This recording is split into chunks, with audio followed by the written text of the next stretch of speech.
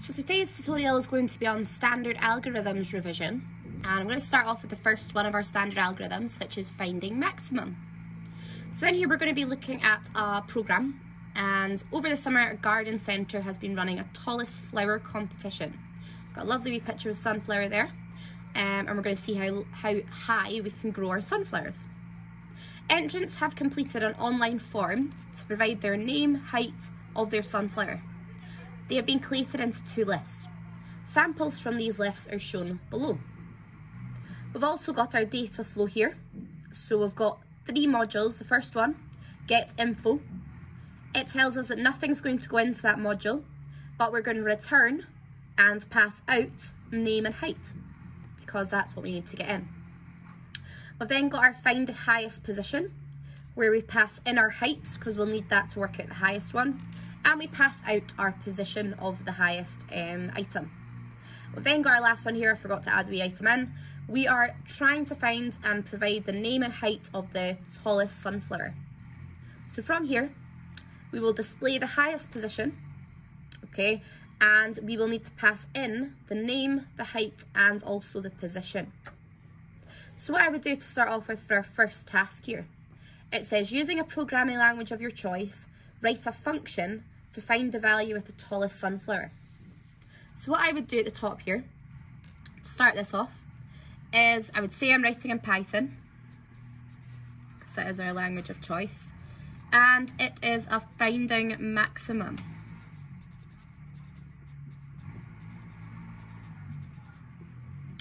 Okay, we then go in and we set up our sub-program. As you know, it's a function, so I would do def and whatever we've called it down here, find highest position. So I would do find highest position,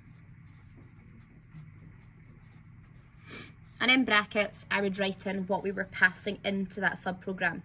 So here we're only passing in height, so we write height in here. Okay, and that's us setting up our function. So that is our first mark that we'd be getting there. We then go in and we think about the first thing that we're going to do in a finding maximum. We're going to have to store the max position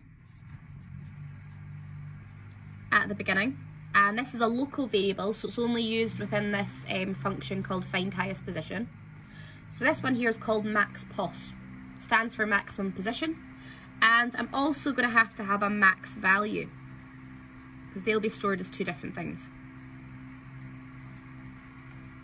We're then going to go in, okay, it might actually be better not to set it to 0, sorry, but to set it to height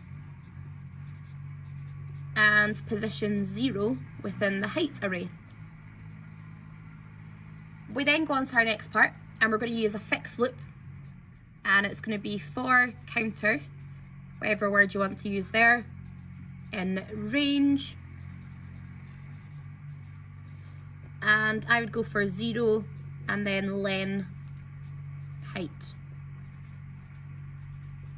And you need your two brackets to close that off. Run out of space on my page. We then go on and we would have our wee dots at the end, sorry, just to make sure that we've got them in there. You would have more space when you're writing this normally. You then need to stick to your indentation, so tab it in, and we need to do if height counter,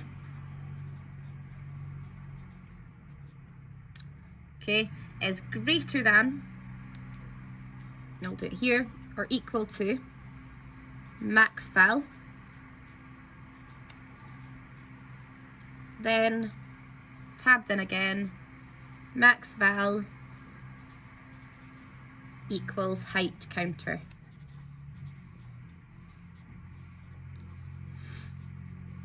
So if the value there that we've got, max val, okay, up here it's height position 0, the first time round it's going to now compare it to itself, so that doesn't make a huge amount of sense. So you might want to actually go in and change that 1 to 1. So that would actually start at position 1, because there's no point in us comparing position 0 because we've already set that to max val. So now if it starts at position 1, it'll compare the next item, so the second item within the height array. And it'll check if it's higher than or equal to max val. If it is, it'll set it to the max val there. We also want to set our max position if that's the case. So this is also tabbed in. We want to set our max position equals counter. And that's so we know which position within the array this value is saved. So we can use that for later. Okay. We then need to think about it, right? This is a function and we're only going to be returning one value. What value is it that we need to return here? Let's go back to our original. So it says find highest position, pass out position. Now we've not called it position, but tabbed in so it's in line with these ones, I would return max pos, because that's the one that we're going to be using there. Okay, and hopefully we're quite happy with that. What I'm then going to do is I'm going to go on and I'm going to then work out our second part there, which says using a programming language of your choice, write a procedure to display the name of a person growing the tallest flowers. So this is only worth 2 marks, and this time it's a procedure. I'll just get a new bit of paper and I'll pop this down and we can move that one out of the way just so we can see it a bit clearer. So this time, as I said, we're creating a procedure. So this is where we don't return anything, or we can return multiple things. But in this example, we're just displaying, so we're not returning anything. Okay, so let's look back to our procedure. Okay, it says display highest position. So I would go in and I would set this up, def display highest. And then I would have in brackets whatever I need to pass in, which is our name, our height, and our position. So here I would have name, height, and then max pos, because that's what I called it before. And we've got our dots there. Okay. We then want to go in and we want to display just the name and the height of the winning person. So we would then do a wee print message. Okay, and this is quite a simple display here. You would say the winner is, and you'd use your wee comma for concatenation, and I would have name, and because it's an array we need to have our square brackets. We've not got it within a loop, so we need to use our max pos that we stored from before, and that identifies our winner, because we'll know what position from the previous function we stored for that person. Okay, so the winner is name, and we could use concatenation again with the height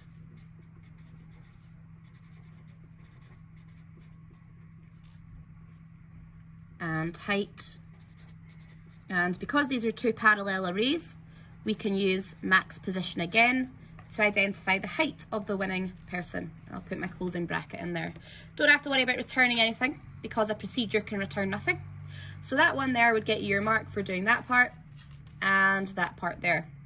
Okay, and then in your first example, we would get the marks for our function, would get the marks for doing all of this stuff here, and would get our mark for our if statement, correctly identifying the 3 or the 2 things there, and then you'd get your last mark there for returning max pos. So I've got a wee example for you to go and try yourself, and hopefully that was helpful.